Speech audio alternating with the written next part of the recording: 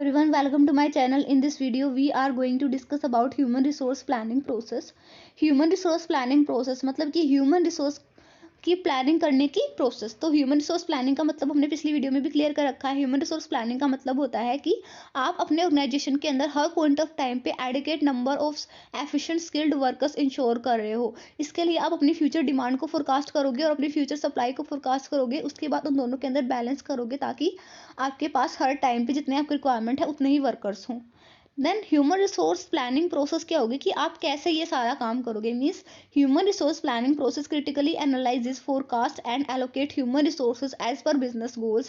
It assists organization in estimating their existing as well as future manpower requirement. Means human resource planning process कौन सी process है जिसके through आप human resource planning करते हो। आप यहाँ पे क्रिटिकली एनालाइज करोगे क्या आपकी फ्यूचर में रिक्वायरमेंट रहने वाले हैं, क्या आपके सोर्सेज हैं, आप इस रिक्वायरमेंट को पूरा करो। और इसके थ्रू आप एक ऑर्गेनाइजेशन को हेल्प करते हो कि वो ईजिली अपनी फ्यूचर ह्यूमन रिसोर्स रिक्वायरमेंट को एस्टिमेट कर सके और सप्लाई के सोर्सेज को लोकेट करके उस रिक्वायरमेंट को पूरा कर सके। नाउ हमारे पास 7 स्टेप्स होते हैं ह्यूमन रिसोर्स प्लानिंग प्रोसेस में। Analysing business objective and policies, then study existing man power inventory, forecasting demand and supply, performing gap analysis, formulating and implementing human resource planning, training and development, evaluation and control. सबसे पहले हम यहाँ पे एक brief view लेंगे। Analysing business objective and policies, यहाँ पे हम क्या करने वाले हैं, यहाँ पे हम अपने बिजनेस के जो ऑब्जेक्टिव्स हैं उनको एनालाइज करेंगे और उसके अकॉर्डिंग अपनी जो ह्यूमन रिसोर्स डिपार्टमेंट है अपनी पॉलिसीज बनाएगा जो हमारा बिजनेस का मिशन और विजन है उसके अकॉर्डिंग। Then study existing man power inventory, उसके बाद हम अपनी एग्जिस्टिंग मैन पावर इन्वेंट्री को स्टडी करेंगे कि मीन्स एक डिपार्टमेंट में आपके पास कितने वर्कर्स हैं, उन वर्कर्स की कितनी स्किल्स है, एक दिन में वो कितना काम करते हैं, कितने घंटे काम करते हैं, क्या रेस्ट इंटरवल्स हैं, क्या हम उनको कितनी शिफ्ट के अंदर काम करा सकते हैं, etcetera. Then forecasting demand and supply, उसके बाद हम डिमांड एंड सप्लाई को फोरकास्ट करेंगे। फोरकास्टिंग डिमांड के लिए हम डिफरेंट डिफरेंट टेक्निक्स का यूज़ करेंगे कि हमें फ्यूचर में कितनी रिक्वायरमेंट रहने वाली है अपने ऑब्जेक्टिव्स के अकॉर्डिंग।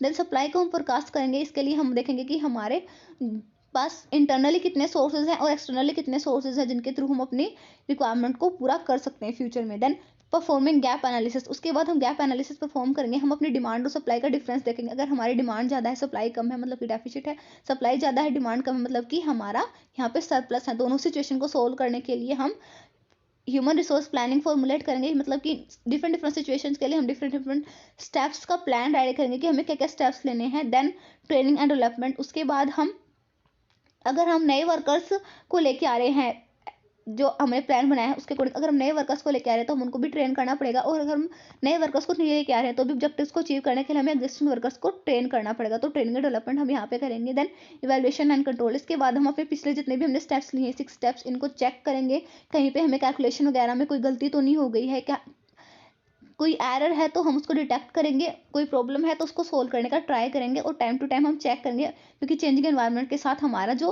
ह्यूमन रिसोर्स रिक्वायरमेंट है, सप्लाई सोर्सेज हैं वो भी हमारे चेंज होते रहते हैं।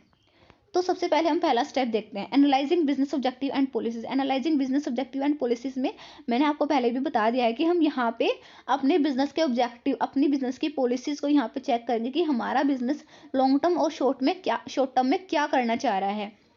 उसके अकॉर्डिंग ह्यूमन रिसोर्स डिपार्टमेंट अपने ऑब्जेक्टिव डिजाइन करेगा, अपनी पॉलिसीज डिजाइन करेगा। इसमें हम क्या करेंगे, सोर्सेज ऑफ रिक्रूटमेंट, मतलब कि हमने किन सोर्सेज के थ्रू वर्कर्स को रिक्रूट करना है। मान लो हमारा बिजनेस का एक शॉर्ट टर्म ही गोल है और उसको टेम्पररी वर्कर्स की रिक्वायरमेंट हो तो हम ऐसा सोर्स यूज करेंगे जैसे कि गेट रिक्रूटमेंट वगैरह। सिलेक्शन प्रोसीजर को भी हम यहाँ पे चेक करेंगे। मान लो आपके बिजनेस को परमानेंट वर्कर्स की रिक्वायरमेंट है जो अच्छे से स्किल्ड होने चाहिए, मैनेजर लेवल वगैरह पे जिनको काम करना है, तो उनके लिए तो आपका सिलेक्शन प्रोसेस अच्छे से, आपको बहुत सारे इंटरव्यूज वगैरह कंडक्ट करने, बहुत सारे टेस्ट वगैरह कंडक्ट करने पड़ेंगे, तो ऐसा आपका सिलेक्शन प्रोसीजर रहेगा। लेकिन अगर मान लो आपका बिजनेस का एक शॉर्ट टर्म गोल है और आपको अनस्किल्ड वर्कर्स की रिक्वायरमेंट है यहाँ पे, तो ऐसे केस में आपका सिलेक्शन प्रोसीजर जो वो ज़्यादा हाई स्टैंडर्ड का नहीं होगा। आप वहाँ पे टेस्ट वगैरह कंडक्ट नहीं करोगे, आप जनरली उनसे जस्ट बात करोगे कि उन्हें काम आता है या फिर नहीं आता है। Then review and restructure the existing job role strategically, उसके बाद आप स्ट्रेटेजिकली यहाँ पे आप देखोगे कि आपके पास जो एग्जिस्टिंग जॉब रोल्स हैं वो क्या है, किस पोस्ट पे कौन सा बंदा काम कर रहा है, उस पोस्ट से रिलेटेड क्या अथॉरिटी एंड रिस्पॉन्सिबिलिटीज है, उनको आप रीडिजाइन करोगे। Then adoption of down sizing और right sizing to remain competitive, आपको यहाँ पे अपने बिजनेस के ऑब्जेक्टिव के अकॉर्डिंग डाउन साइजिंग और राइट साइजिंग करनी है। डाउन साइजिंग का मतलब कि आप बहुत सारे वर्कर्स को एक ही टाइम पे टर्मिनेट कर रहे हो, एक ही टाइम पे निकाल रहे हो। राइट साइजिंग का मतलब कि आप अपने बिजनेस में उसके ऑब्जेक्टिव्स के अकॉर्डिंग, उसकी फ्यूचर रिक्वायरमेंट के अकॉर्डिंग वर्कर्स को रख रहे हो। आइदर यहाँ पे राइट साइजिंग में तो आप क्रिएट भी कर सकते हो, निकाल भी सकते हो, लेकिन डाउन साइजिंग का मतलब होता है कि आप जस्ट निकाल रहे हो।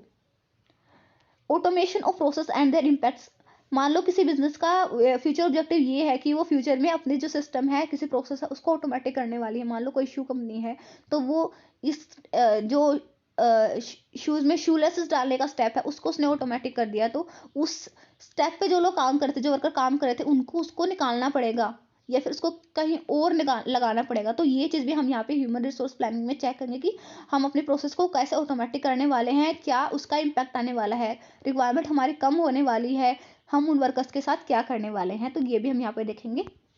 Then study existing man power inventory, हमने अपने ऑब्जेक्टिव्स के अकॉर्डिंग पॉलिसीज बना ली, उसके बाद हम अपनी एग्जिस्टिंग मैन पावर इन्वेंट्री को चेक करेंगे कि एक डिपार्टमेंट में हमारे पास कितने वर्कर्स हैं, उन वर्कर्स की क्या स्किल और कैपेबिलिटीज़ हैं, उनके डेमोग्राफिक कैरेक्टरिस्टिक्स क्या है, उनकी प्रोडक्टिविटी चेक करेंगे, उनकी क्रिएटिविटी चेक करेंगे, और उनका एब्सेंटीज्म, मतलब कि वो एक वर्कर कितने घंटे काम करता है, कितना काम करता है, कितने रेस्ट इंटरवल्स वो लेता है, और साल में कितने टाइम वो एब्सेंट रहते हैं। ये सारी चीज़ें हम यहाँ पे कंसिडर करेंगे। Then forecasting demand and supply, उसके बाद हम डिमांड एंड सप्लाई को फोरकास्ट करेंगे, मतलब कि फ्यूचर रिक्वायरमेंट को फोरकास्ट करेंगे, क्वांटिटेटिव और क्वालिटेटिव दोनों टर्म में। क्वांटिटेटिव टर्म में मतलब कि हम यहाँ पे देखेंगे कि हमें फ्यूचर में कितने नंबर ऑफ वर्कर्स की रिक्वायरमेंट होगी, मीन्स यहाँ पे हम नंबर पे फोकस कर रहे हैं, क्वांटिटी पे फोकस करेंगे। क्वालिटेटिव मतलब कि आपको फ्यूचर में कितनी स्किल्स की रिक्वायरमेंट होगी, यहाँ पे आप क्वालिटेटिव मतलब कि स्किल्स की टर्म में देखोगे। एक मैनेजर को एडिकेट स्किल्स को भी फाइंड आउट करना होता है और एडिकेट नंबर ऑफ वर्कर्स को भी फाइंड आउट करना होता है, अगर उसको अच्छा स्टाफ मिक्स बनाना है। तो इस स्टेज के ऊपर आप नई जॉब रोल्स का ऐड करोगे, मतलब कि आप फ्यूचर में जो नए वर्कर्स लेके आओगे, नए एम्प्लॉयज लेके आओगे, उनके लिए आपके पास कोई पोस्ट तो होनी चाहिए ना जिनके आप उनको बिठाओगे। देन क्रिएशन ऑफ वैकेंसीज, आप वैकेंसीज को क्रिएट करोगे। शॉर्टेज ऑफ पीपल को आप यहाँ पे प्रिवेंट कर रहे हो, मतलब कि आपको यहाँ पे यही तो देख लेना कि फ्यूचर में आपके पास डेफिसिट ना हो। आप यहाँ पर ये देखोगे कि आपको प्रोडक्शन के लिए, मैनेजमेंट के लिए कितने एम्प्लॉयज़ की रिक्वायरमेंट है और किस टाइप के, किस स्किल्स वाले एम्प्लॉयज़ की रिक्वायरमेंट है। Right quantity of personnel to meet business long term goals, और यहाँ पे आप देखोगे कि आपको सही में कितने नंबर ऑफ वर्कर्स की रिक्वायरमेंट है आपके बिजनेस के ऑब्जेक्टिव्स को अचीव करने के लिए। डिमांड फोरकास्टिंग की आपके पास डिफरेंट डिफरेंट टेक्निक्स होती हैं। मैनेजरियल जजमेंट, जो हमारे एग्जीक्यूटिव्स चेक करते हैं कितनी रिक्वायरमेंट होगी। रेशियो एंड ट्रेड एनालिसिस, आप पिछले ईयर्स का ट्रेंड देख के कि पिछले ईयर्स में आपको कितनी रिक्वायरमेंट है, आपने कितनी रिक्रूटमेंट की, कितने टर्मिनेशन किए, उसको देख के आप यहाँ पे देख सकते हो डिमांड हमारी कितनी रहने वाली है। रिग्रेशन एनालिसिस, जो लेबर टर्नओवर रेशियोज वगैरह हैं, एब्सेंटीज्म वगैरह है, उनको देख के आप एस्टिमेट कर सकते हो फ्यूचर रिक्वायरमेंट को। वर्क स्टडी टेक्निक्स, मतलब कि एक वर्कर कितने टाइम में कितना काम करता है, उसके रेस्ट इंटरवल्स वगैरह, ये सारी चीज़ें आप कंसिडर करके अपनी डिमांड को फोरकास्ट कर सकते हो। देन फोरकास्टिंग सप्लाई, मतलब कि यहाँ पे आप एस्टिमेट करोगे, लोकेट करोगे किन किन सोर्सेज के थ्रू आपकी जो रिक्वायरमेंट है आप उसको पूरा कर सकते हो, किन किन सोर्सेज के थ्रू आप वर्कर्स को ऑर्गेनाइजेशन के अंदर क्रिएट कर सकते हो। जो वैकेंसीज हमने इस टाइप के अंदर, हमने वैकेंसीज और नए जॉब रोल्स डिजाइन किए, इस टाइप के अंदर हम उनको फुल करने के लिए पीपल्स फाइंड आउट करने का ट्राई करेंगे। यहाँ पे हमारे पास दो सोर्सेज होते हैं मेनली, इंटरनल सप्लाई और एक्सटर्नल सप्लाई। इंटरनल सप्लाई मतलब कि अगर कोई वैकेंसी नहीं है उसके ऊपर पुराने वाले एम्प्लॉयज़ को बिठा दो। एक्सटर्नल सप्लाई मतलब कि आप बाहर से रिक्रूटमेंट कर रहे हो। सप्लाई फोरकास्टिंग अगर आप करते हो उसके लिए, उससे आपको क्या हेल्प मिलती है, आप फ्यूचर का जो स्टाफ मिक्स है उसको एस्टिमेट कर सकते हो। यहाँ पे आप जो एक्सेस है, शॉर्टेज है मैन पावर की, उसको रोक सकते हो। जितनी आपको रिक्वायरमेंट है आप उतने ही एम्प्लॉयज़ को लाने का प्लान बनाओगे, और जो अपने पोजीशंस प्लान की है उनको आप फिल कर रहे हो। बहुत सारे टेक्निक्स होते हैं सप्लाई फोरकास्टिंग की भी। स्टाफिंग टेबल्स, मतलब कि आप यहाँ पे स्टाफिंग टेबल्स बनाओगे, एक डिपार्टमेंट के अंदर इतने वर्कर्स हैं, इस वर्कर की इतनी स्किल्स हैं, ये इतना टाइम काम करता है, ये सारी चीज़ें आप स्टाफिंग टेबल के अंदर देखते हो। उसके अकॉर्डिंग आप सप्लाई फोरकास्ट कर सकते हो कि फ्यूचर में इतने वर्कर्स हमारे पास रहेंगे। मैक्रो एनालिसिस रिग्रेशन एनालिसिस की तरह ही होता है। इसमें आप वो सारे जो अदर फैक्टर्स हैं, एब्सेंटीज्म वगैरह, टर्नओवर वगैरह, इनको कंसिडर करते हो। स्किल्स इन्वेंट्री, मतलब कि हमारे वर्कर्स के पास कितनी स्किल्स हैं, आप इसको चेक करोगे। रिप्लेसमेंट चार्ट मतलब कि एक ऑर्गेनाइजेशन में एक डिपार्टमेंट से दूसरे डिपार्टमेंट में कितने वर्कर्स को आप रिप्लेस कर सकते हो, एक जॉब रोल से दूसरे जॉब रोल पे कितने वर्कर्स को आप रिप्लेस कर सकते हो, रिप्लेस किया है पास्ट में। वो सारी चीज़ें कंसिडर करने के बाद अपनी सप्लाई को फोरकास्ट कर सकते हो कि हमारे पास इस पोस्ट के ऊपर इतनी रिक्वायरमेंट रहने वाली है और इन सोर्सेज के थ्रू हम यहाँ पे रिक्रूटमेंट कर सकते हैं। देन परफॉर्मिंग गैप एनालिसिस, उसके बाद आप गैप एनालिसिस परफॉर्म करोगे, मतलब कि आप जो डिमांड है और सप्लाई है उसका डिफरेंस निकालोगे। यहाँ पे आपके पास दो सिचुएशन हो सकती है। डेफिसिट और सरप्लस। डेफिसिट मतलब कि आपकी डिमांड ज़्यादा है और सप्लाई कम है। सरप्लस मतलब कि आपकी सप्लाई ज़्यादा है और डिमांड कम है। तो डेफिसिट अगर होता है तो हम नए वर्कर्स को रिक्रूट करना होता है, और सरप्लस होता है तो हमें पुराने वाले वर्कर्स जो हमारे पास एग्जिस्टिंग वर्कर्स हैं उनको टर्मिनेट करना पड़ता है। इसके लिए भी आपको प्रॉपर प्लानिंग करनी पड़ती है, जिसे हम बोलते हैं फॉर्मुलेटिंग एंड इंप्लीमेंटिंग HRP।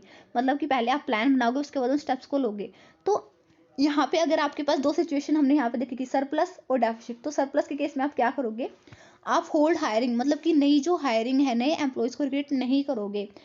उनके वर्किंग जो पुराने वाले वर्कर्स हैं उनके वर्किंग आवर्स को रिड्यूस कर दोगे। वर्किंग आवर्स को रिड्यूस कर दोगे तो आपके यहाँ पे कॉस्ट कम हो जाएगी, बिकॉज कम वर्कर आवर्स के लिए आप कम सैलरी पे करोगे। उसके बाद आप वॉलंटरी रिटायरमेंट्स वगैरह ऑफर करोगे कि वो अपने आप रिटायरमेंट ले सकते हैं, और उनके लिए आप कुछ उनको मॉनेटरी प्लान्स भी ऑफर करोगे। डेफिसिट के केस में आप क्या करोगे, डेफिसिट के केस में आपके पास रिक्वायरमेंट है, वर्कर्स नहीं है, तो इस केस में दोनों का उल्टा, आप होल्ड हायरिंग की जगह आप नई रिक्रूटमेंट करोगे।